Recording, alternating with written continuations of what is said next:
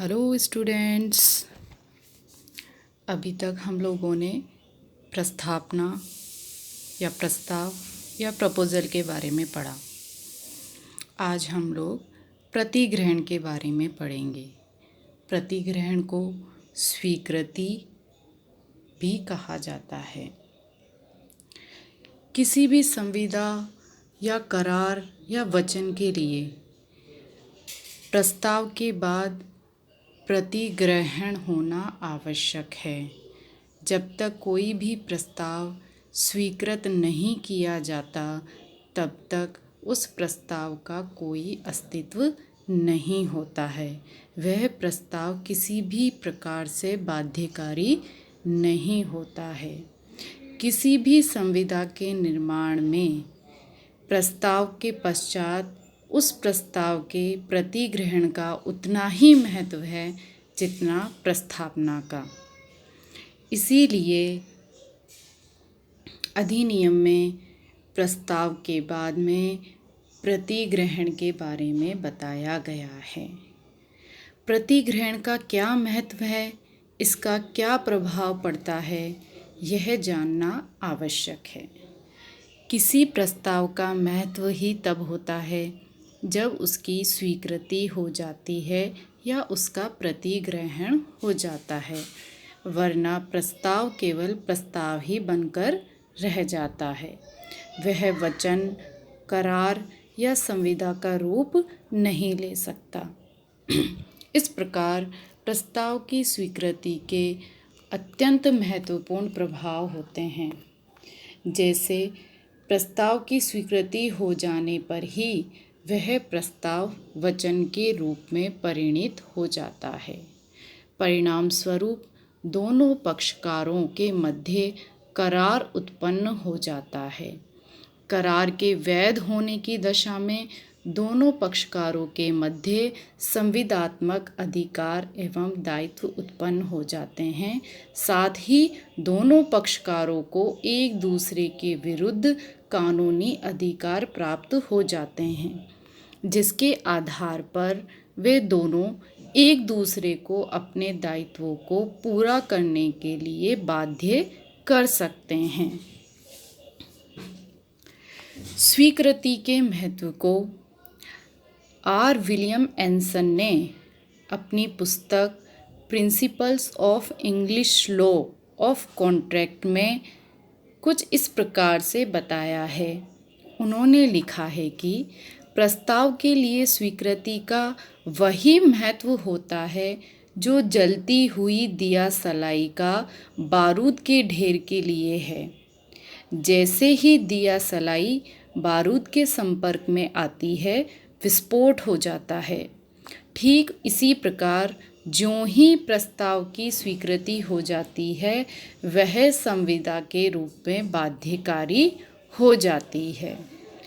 इस कथन का आशय यह है कि जिस प्रकार जलती हुई दिया सलाई को बारूद से संपर्क में लाने के पूर्व हटा दिया जाए तो विस्फोट होने से बच सकता है, लेकिन अगर एक बार दिया सलाई बारूद के संपर्क में आ गई तो फिर उसके परिणामों से नहीं बचा जा सकता।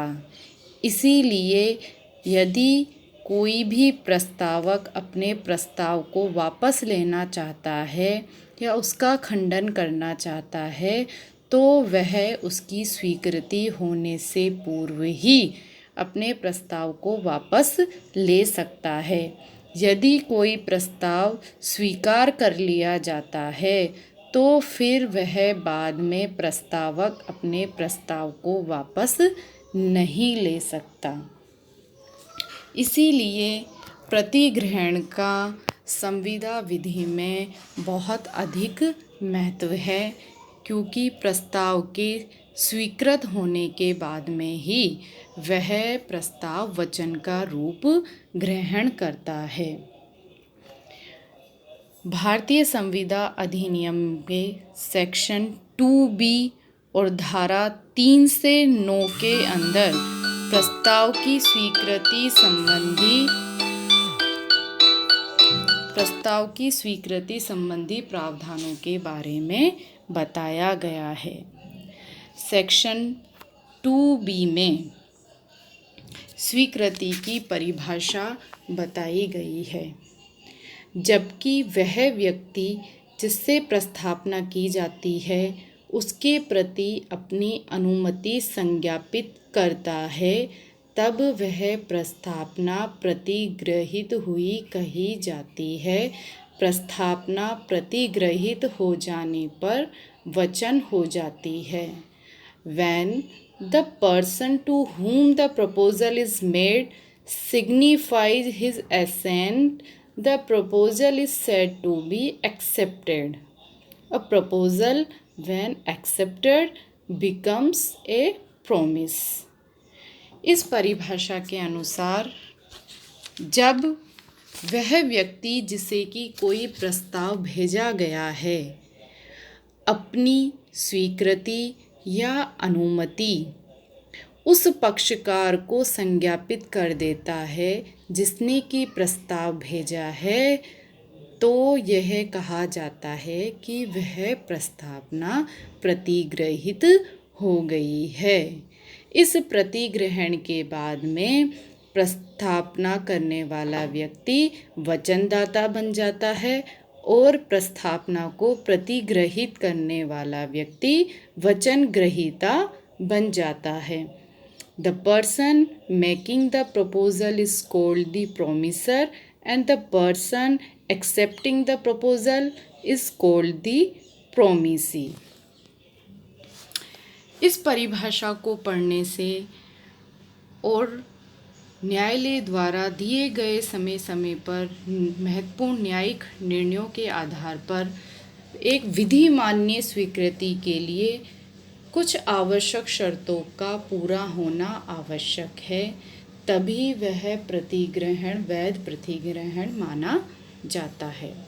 वह आवश्यक शर्तें इस प्रकार से हैं। पहला, जैसा कि इसकी परिभाषा से ही स्पष्ट है, स्वीकृति उसी व्यक्ति द्वारा की जानी चाहिए जिसको प्रस्ताव किया गया है। प्रस्ताव पर अनुमति केवल वही व्यक्ति दे सकता है जिसके सम्मुख प्रस्ताव रखा जाता है। कोई अन्य व्यक्ति उसे स्वीकार नहीं कर सकता।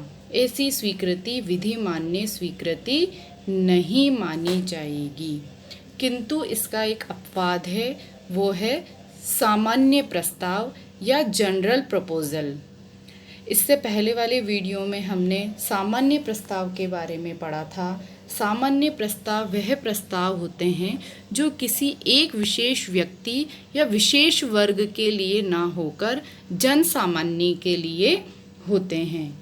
जो भी व्यक्ति उस प्रस्ताव की शर्तों को पूरा कर लेता है तो वह उसका प्रतिग्रहण करता बन जाता है। ये किसी विशेष व्यक्ति के लिए नहीं होते हैं, लेकिन जिस विशेष व्यक्ति ने इसकी शर्तों को पूरा कर लिया है तो वह व्यक्ति प्रतिग्रहण करता माना जाएगा। इसी प्रकार के निर्णय Carlill versus carbolic smoke ball company के बाद में दिया गया है। लालमन शुक्ला वर्सेस गौरी दत्त के बाद में भी न्यायालय ने यही निर्णय दिया कि स्वीकृति उसी व्यक्ति के द्वारा की जानी चाहिए जिसको प्रस्ताव दिया गया है। दूसरी महत्वपूर्ण शर्त है स्वीकृति पूर्ण एवं शर्त रहित होनी चाहिए।